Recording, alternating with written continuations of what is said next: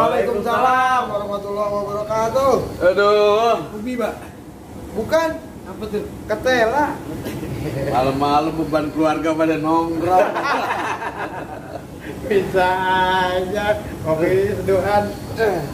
Pak, peci merah Pak sendiri, Pak. Oh iya dong. Cakep banget jadi dia.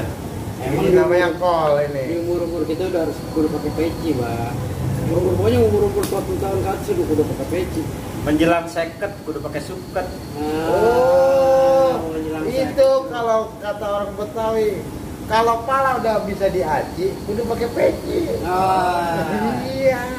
Ini lu ngomong aja, Bi, nggak pengen pakai peci, Bi. Lu kok pengen pakai peci, Bi? Ya pengen. Terus kagak.